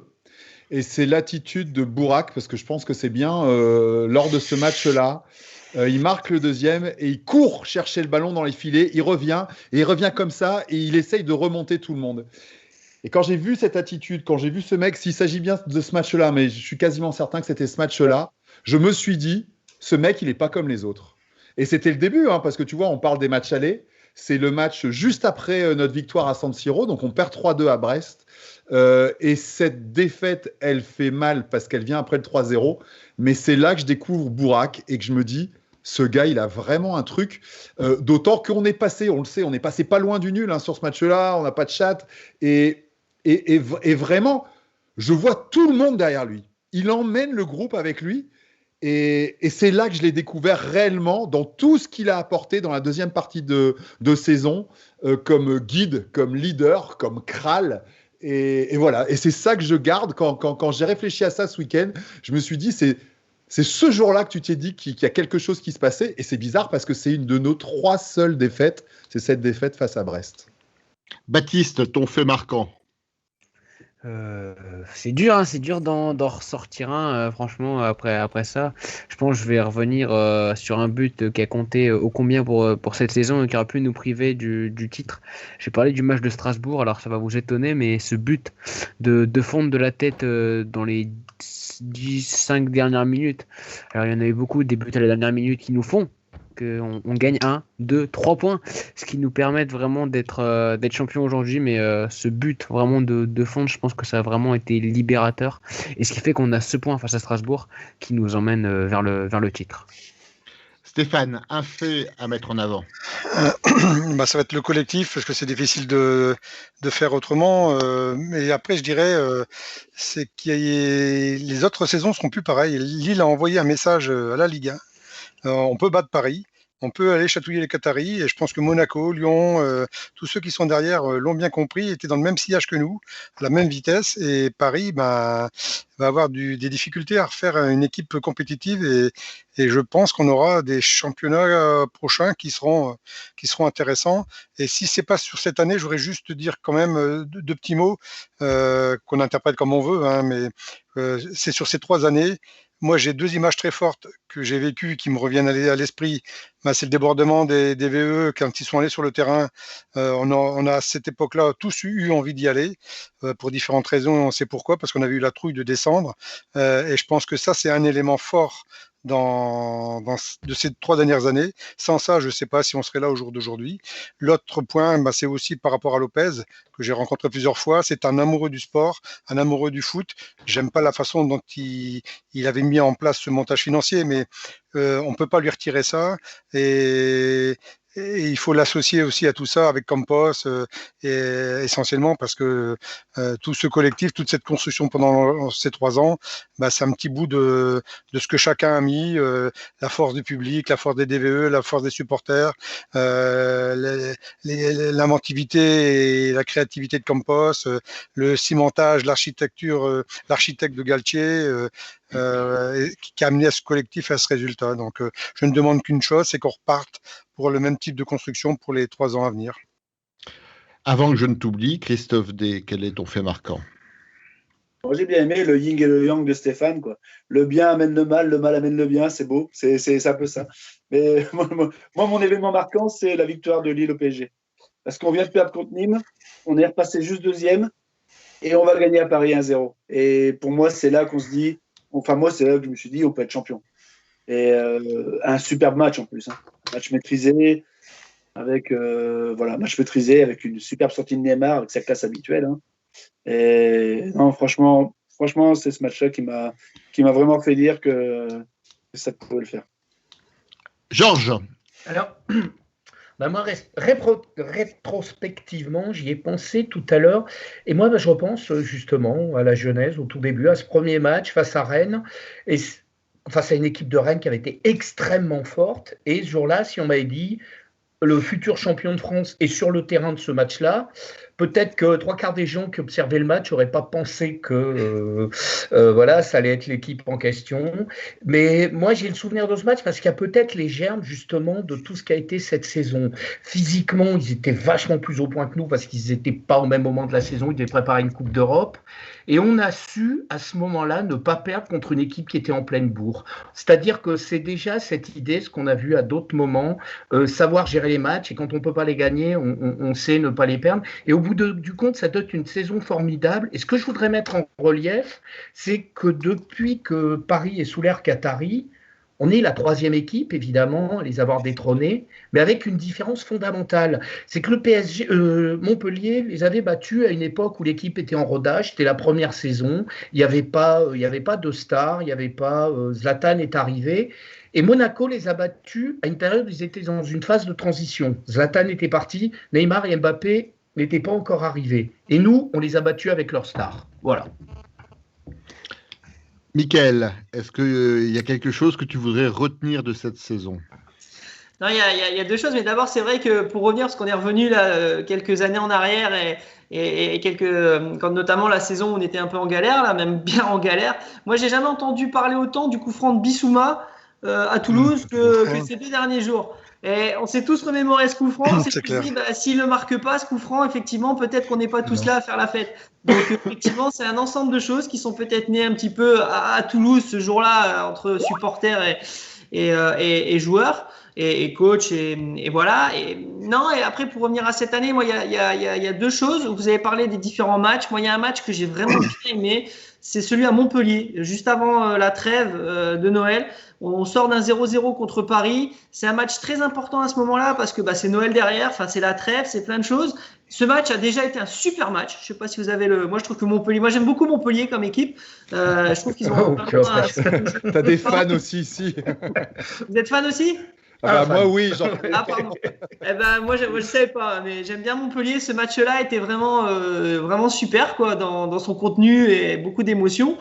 Et je pense qu'il est important juste avant la trêve. Voilà. Je pense je sais plus si on est leader à ce moment-là, mais en tous les cas on est 2e à 1 point. Deuxième, à la trêve à 39, ouais. C'est ça. Lyon qui a 40, ouais. On passe la trêve effectivement à 1 point de Lyon. Mais ça n'aurait pas été pareil si on avait perdu ce jour-là. Il y aurait eu 4 points à la trêve. Je suis pas certain que ça aurait été la même chose de revenir avec cette. Si on avait eu 4 points de retard, si on avait perdu à Montpellier. Non, moi je pense que ce match-là est vachement important. Et par contre, il y a quand même une chose effectivement, à la fois que je regrette ou pas, j'en le saurai jamais, mais l'absence de public, on en a parlé parce que vous étiez pas dans le stade, moi j'y étais, et je peux vous assurer qu'à chaque match. Ça m'a fait vraiment bizarre quand même. On a vécu une saison exceptionnelle sur le terrain, mais quand je voyais les tribunes vides, quand on arrivait au stade, voir le parvis vide, partir après chaque victoire, chaque match et voir toujours ce parvis vide, ça fait vraiment une boule au ventre. Très sincèrement, moi j'ai vécu de manière assez difficile. Alors, une fois que le match commence, on oublie un petit peu tout ça, mais c'est vrai que c'était des moments particuliers pour moi au stade et vous nous avez vraiment manqué. Je dis ça vraiment sincèrement. Après, est-ce qu'on aurait été champion si les stades avaient été pleins? Vu notre parcours à l'extérieur, c'est extraordinaire. Toutes les victoires là-bas. Je sais pas. Est-ce qu'on aurait gagné autant à l'extérieur? On le saura jamais. Voilà, ça fait partie du truc. Mais donc, est-ce que cette absence de public dans les stades, est-ce que c'est bien, est-ce que c'est pas bien? Vous m'avez manqué et en même temps été champion. C'est vrai. Il faut qu'on relance un virus pour l'année prochaine alors. Vraiment non. Arnaud, toi qui es le spécialiste du site, je ne vais pas te parler de virus, mais est-ce que tu as quelque chose à rajouter? Est-ce qu'il y a des réactions sur les réseaux sociaux? Oui, alors il y a beaucoup de tournants, hein. C'est vrai qu'on en parle beaucoup. Il y a Montpellier qui revient aussi en commentaire. C'est surtout Lyon.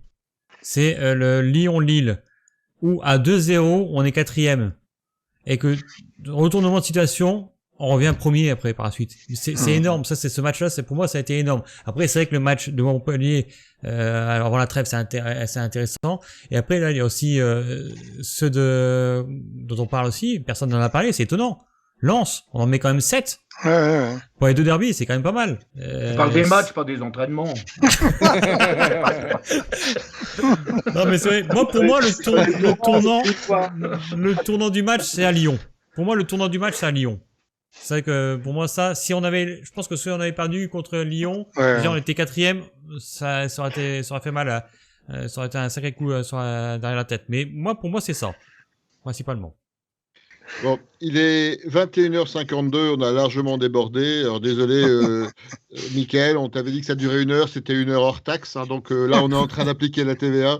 Vu l'actualité, je vous propose une dernière question autour de table. On a appris cet après-midi que Christophe Galtier avait annoncé à la presse qu'il ne restait pas entraîneur à Lille. On ne connaît pas encore son successeur, on ne sait pas encore où il va l'entraîner. Juste un petit tour d'horizon. Est-ce que vous êtes inquiet sur ce qui va se passer durant cet été, du mercato? Quelles sont les ambitions lilloises? Très rapidement, parce que là aussi, deuxième scoop, on pensait que ce soir, ça allait être la dernière, mais vu ce qui va se passer, notamment certainement dans le courant de la semaine, avec les annonces qui démarrent très très vite après la fin du championnat, on vous propose de vous retrouver la semaine prochaine pour une émission spéciale mercato, spéciale que va-t-il se passer l'année prochaine? Simplement, voilà, le Loscato la semaine prochaine. En attendant, juste, mais vraiment un petit tour de table pour terminer. Chacun votre sentiment sur ce qui va se passer, sur le départ de Galtier. Est-ce que ça vous a déçu, ça vous a surpris? Est-ce que ça vous fait craindre l'avenir pour le LOSC? Qui veut commencer? Personne? J'y vais. Christophe D a levé la main. Ouais, d'abord, pour changer Galette, j'avais pensé à Roux. Mais, c'est bon. Mais sinon, non, mais. Ça démarre mal. Hein. Il fallait bien démarrer. Non, mais par rapport aux entraîneurs, un cycle de 3 ans et demi, 4 ans, bah, c'est pas déconnant, donc je suis pas trop inquiet. De toute façon, c'est rare d'avoir des cycles plus longs. Je pense que le seul truc que je pense, c'est qu'il faut qu'on ait un entraîneur assez rapidement pour pas qu'il s'insinue un doute dans toutes les discussions avec les agents, les joueurs et tout ça. Julien, est-ce que tu es surpris du départ de Galtier? Est-ce que tu l'avais ressenti sur ses dernières déclarations? Vous le savez, on en parle suffisamment entre nous. Ça fait des semaines que je vous tanne avec ça et qu'on en parlait. Donc, surpris, absolument pas. Je pense qu'il nous a laissé suffisamment d'indices. Et inquiet ou pas, moi, si je m'en tiens qu'à ses déclarations depuis pas mal de semaines, parce qu'il a beaucoup été relancé par la presse, à chaque fois, il disait... J'ai besoin de savoir où en est le projet. Je vais parler avec le président Létang pour savoir où est le projet. Et après en avoir parlé avec le président, il décide de partir. Donc, l'inquiétude que je manifeste depuis des semaines, voire des mois, sur le projet à venir, j'ai toujours les mêmes, puisque notre entraîneur est parti après avoir fait un point sur le projet avec son président. Donc, je ne change pas de ligne à ce niveau-là. Oui, je suis toujours inquiet et on a quand même perdu notre gardien et notre entraîneur la même journée. Alors Mike, ça s'explique. Hein. On sait que la jurisprudence des champs, c'est quand il y a une compétition internationale, on règle ses transferts le plus tôt possible avant de basculer dans la compète. Donc je pense que c'est pour ça que Mike est allé aussi vite à Milan pour signer. Mais évidemment que ça me fait de la peine. On sait ce qu'on perd. On perd un entraîneur incroyable qui a toujours surperformé. Il avait des équipes très moyennes à Saint-Étienne. Il a toujours fait 4e, 5e. Il leur a ramené une Coupe de la Ligue. Je crois que ça faisait 20 ans qu'ils n'avaient rien gagné.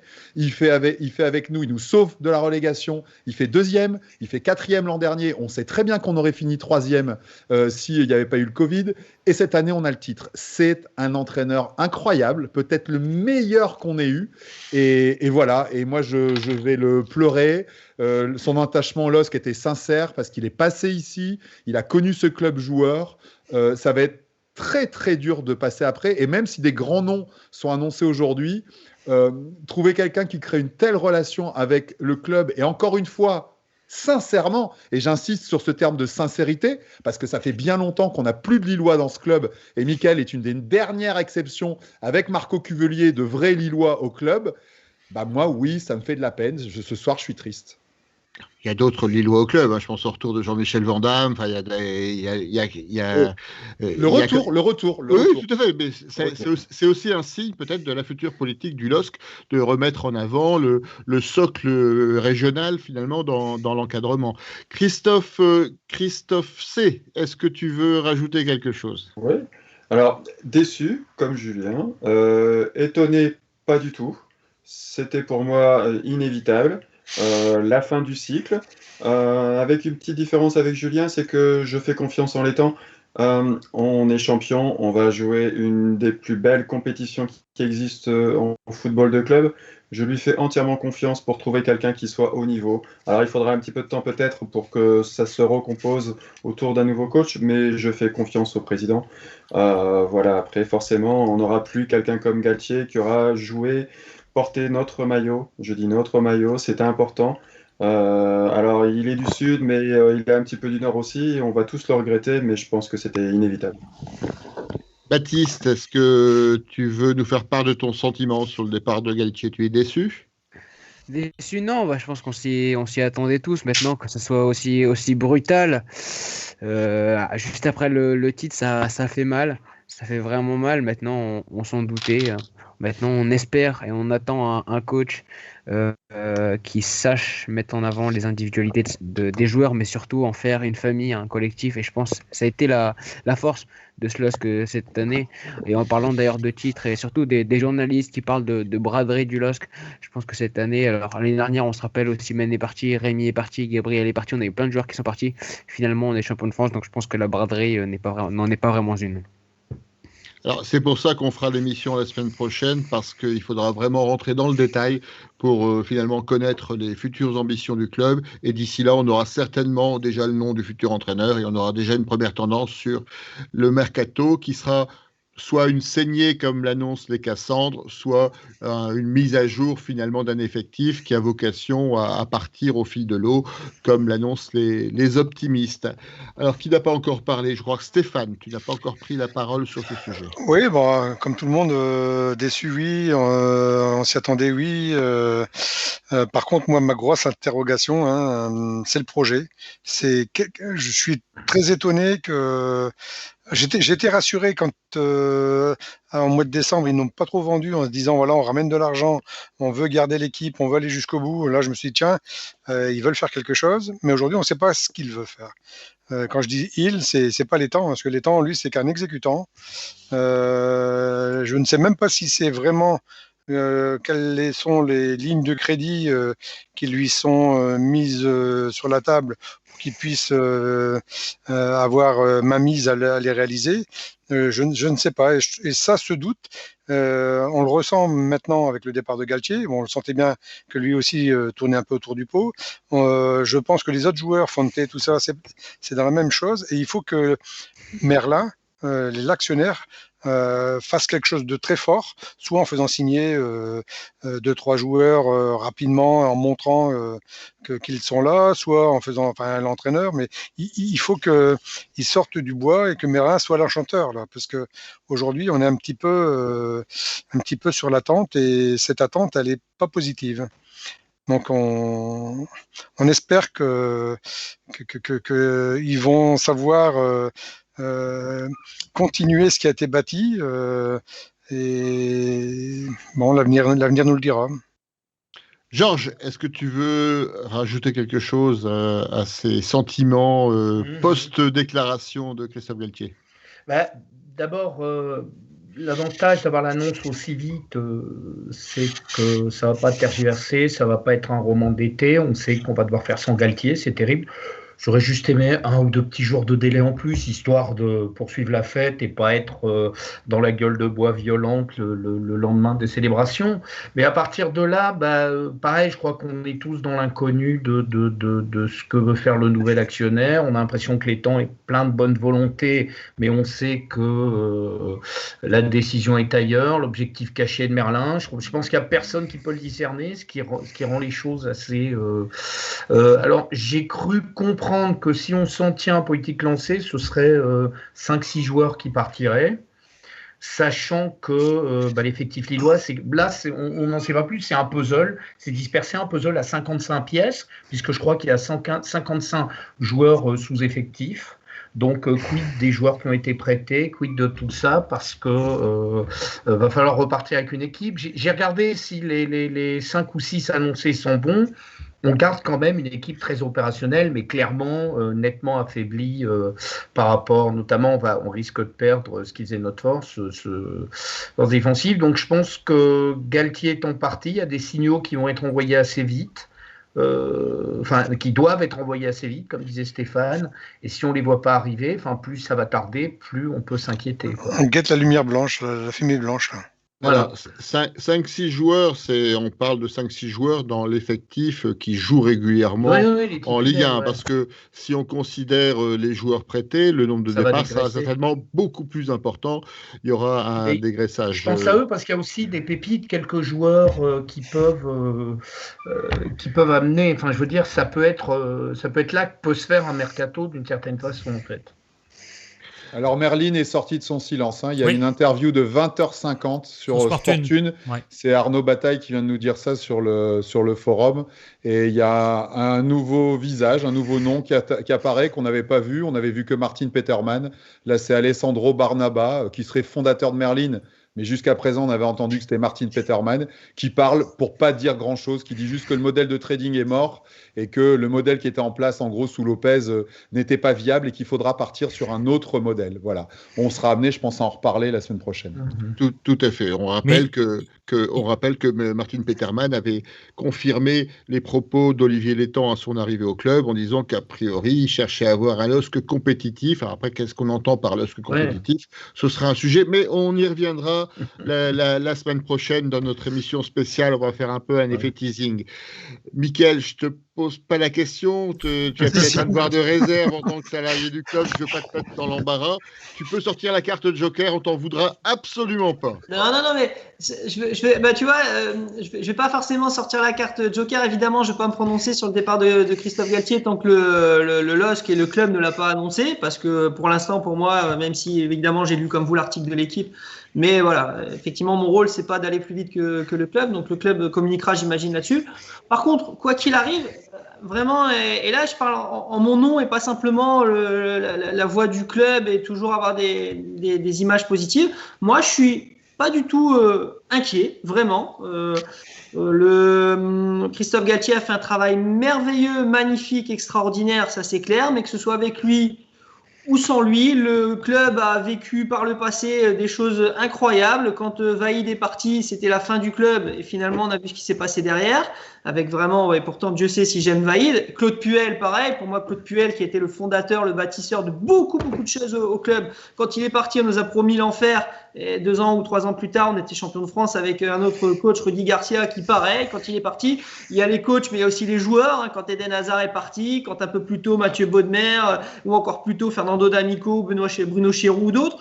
Et puis finalement, on est toujours champion de France en 2021. Donc voilà, il y a des hommes en place, il y a toute une famille autour. Quand je dis la famille, c'est vous, les supporters, tout le monde. Et tous ensemble, je suis persuadé qu'on est encore prêt à vivre des très très grandes choses. Est-ce qu'on sera encore champion de France la saison prochaine ou est-ce qu'on sera au milieu de tableau ? J'en sais rien. Mais je suis persuadé que de toute façon, on va encore vivre des grandes et belles choses dans l'avenir du club. Voilà, le LOSC ne se résume pas encore une fois à un entraîneur, à des joueurs. Le LOSC, c'est bien plus que ça. Et s'il devait partir, et ça semble parti, je souhaite vraiment bon vent à Christophe Galtier et avec tout ce qu'il a fait, vraiment le remercier. Les joueurs qui partiront également, mais il y en aura d'autres et le LOSC restera.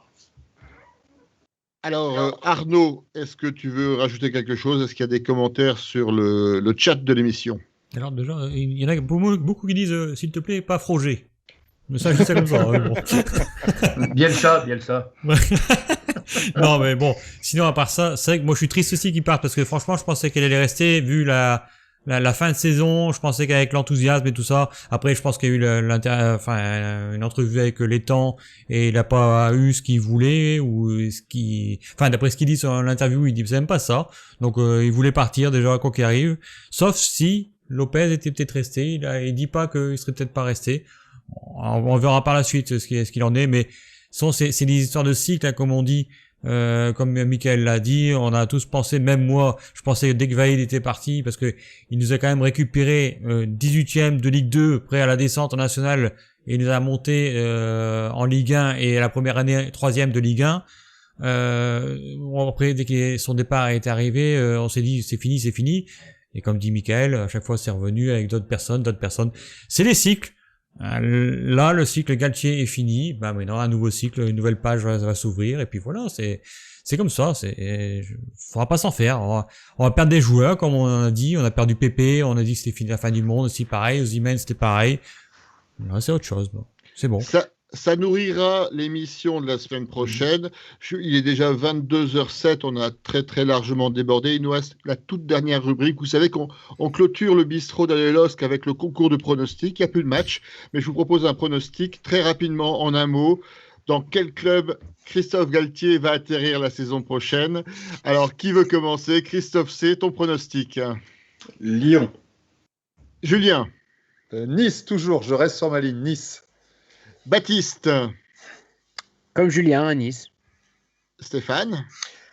Avec Lopez à Southampton, Valence. Si Lopez sort son projet rapidement, je pense qu'il peut attirer Galtier dans ses valises. Georges. Moi, tellement déprimé, Lens.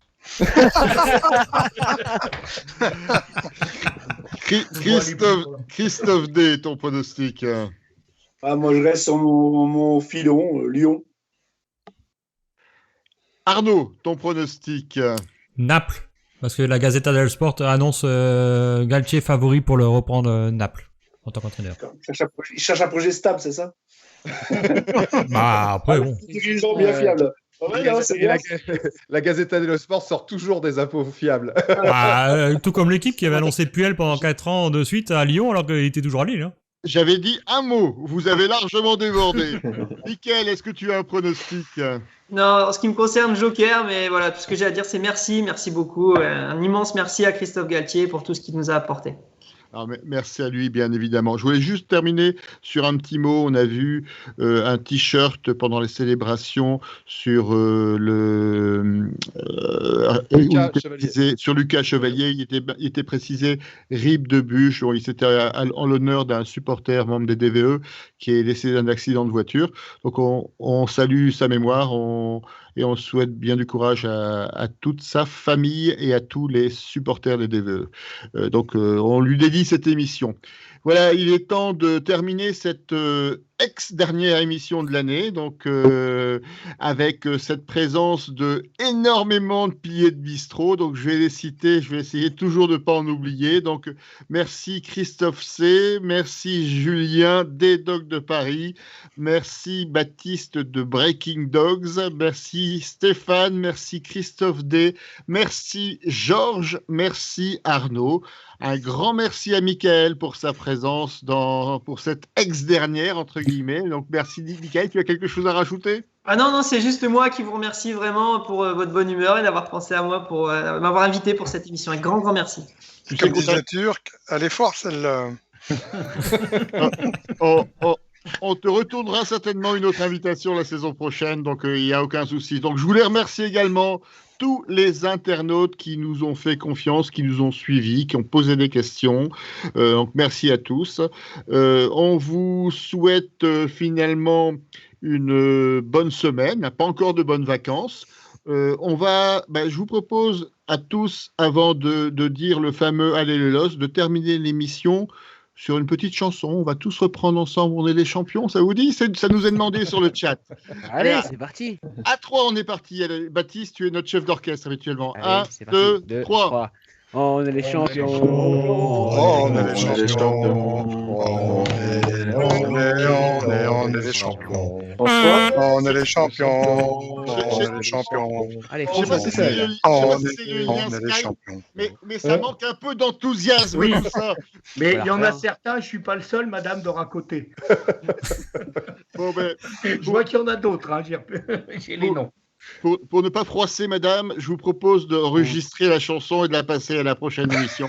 En tout cas, je vous souhaite à tous une bonne soirée, une bonne semaine. Pas de match cette semaine, mais en tout cas la semaine prochaine pour le dernier débrief de la saison et notre analyse des événements futurs sur la vie du LOSC. À très bientôt. Au revoir. Bonne soirée. Merci, Mickaël. Champion.